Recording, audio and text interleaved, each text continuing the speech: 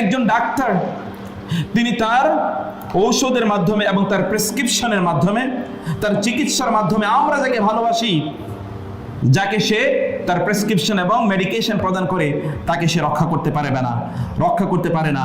মালিত তবিবি ইয়ামুতু বিদ্দাইল্লাযী কানা ক্বাদ আবরা মিসলাহু ফীমা মাদা।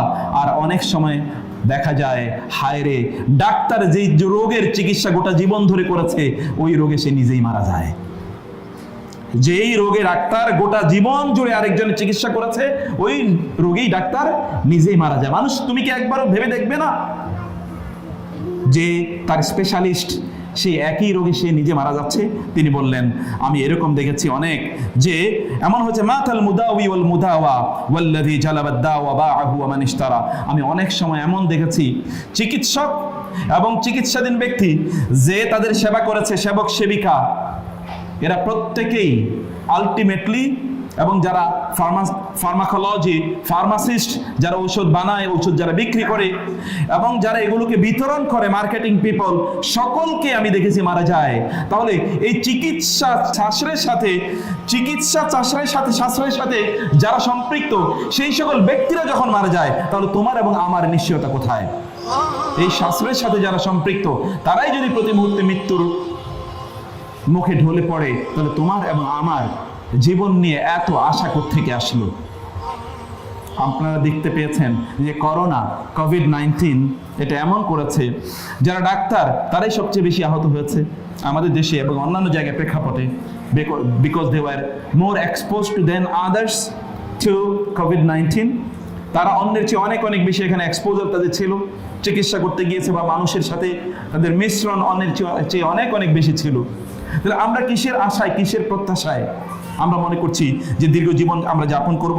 আলী রাদিয়াল্লাহু তাআলা আনহু, রাসূলুল্লাহ সাল্লাল্লাহু আলাইহি ওয়াসাল্লামের মৃত্যুর পর তিনি কবরের সামনে দাঁড়িয়ে তিনি কবিতা আবৃত্তি করলেন, ইতিহাস সেগুলোকে লিখে দিয়েছে। তিনি বলেছেন, মালি ওয়াকাফতু আলাল কুবুরি মুসলিমা, আমি তো কবরের সামনে দাঁড়িয়েছি, আমি আত্মসমর্পণ করছি মহান আল্লাহ সুবহানাহু ওয়া তাআলার কাছে।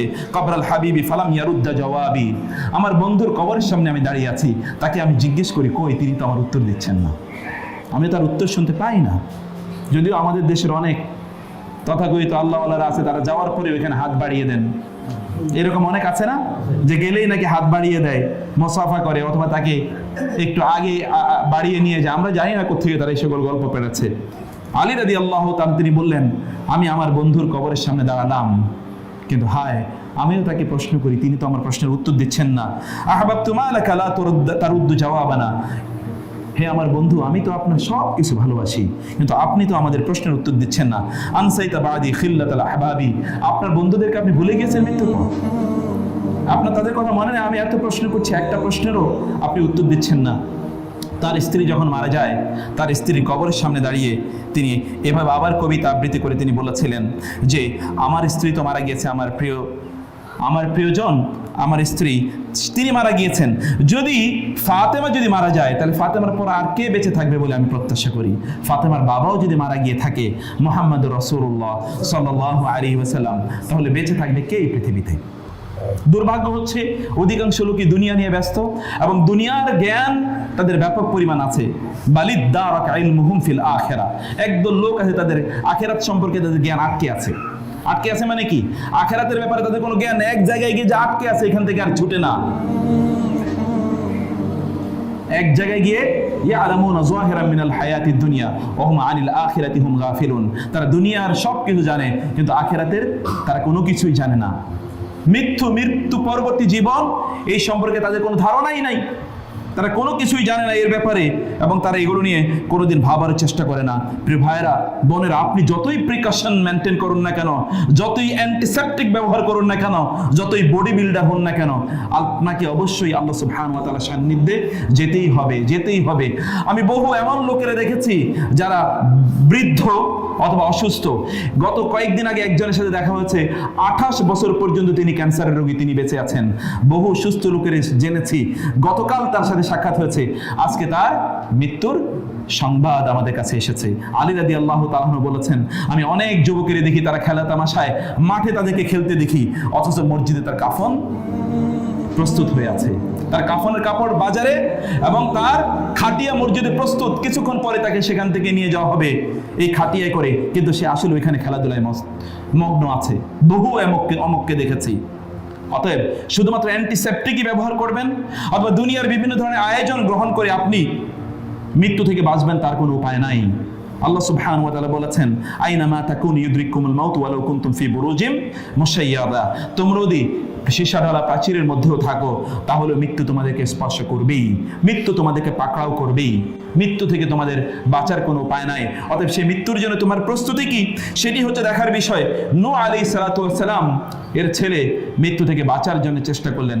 নূহ আলাইহিস সালাতু ওয়াস সালাম তার ছেলেকে লক্ষ্য করে বলে, ইয়া বুনাইয়া আরকাম মা'ানা ওয়া লা তাকুম মিনাল খাসিরিন, হে আমার সন্তান তুমি উঠো, ধ্বংসপ্রাপ্তদের অন্তর্ভুক্ত হয়েও না। তিনি বলেন, সাআবি ইলা জাবালি ইয়াসিমুনি মিনাল মা ক্বালা লা আসিমাল ইয়াওমা মিন আমরিল্লাহি ইল্লা মান রাহিম। বলেন না, ওই যে পাহাড় আছে সেই উচ্চ পাহাড়ে আমি আশ্রয় নেব। তিনি বলেন, না, আজ আল্লাহ থেকে তোমাকে কেউ বাঁচাতে পারবে না। তবে আল্লাহ সুবহানাহু ওয়া তাআলা যাদের উপর রহম করেন শুধুমাত্র তারাই বেঁচে যাবে। আমি তার মানে এই কথা বলছি না যে করোনা এসেছে অতএব আপনারা টিকা নেবেন না, অথবা ধরুন এটা করবেন না সেটা করবেন না, এটা করলে আপনি মহিলা হয়ে যাবেন, ওটা করলে আপনি পুরুষ হয়ে যাবেন। আমি সেই কথা বলতে চাইনি আপনাদেরকে।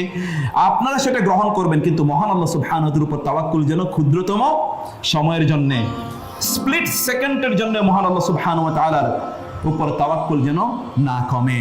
আল্লাহ সুবহানাহু ওয়া তাআলার উপর তাওয়াক্কুল থাকতেই হবে। আল্লাহ সুবহানাহু ওয়া তাআলা আমাদেরকে দিনকে পরিপূর্ণভাবে বোঝা এবং আমাদের গোটা জীবনকে পরিপূর্ণভাবে যাপন করা তৌফিক দান করুন।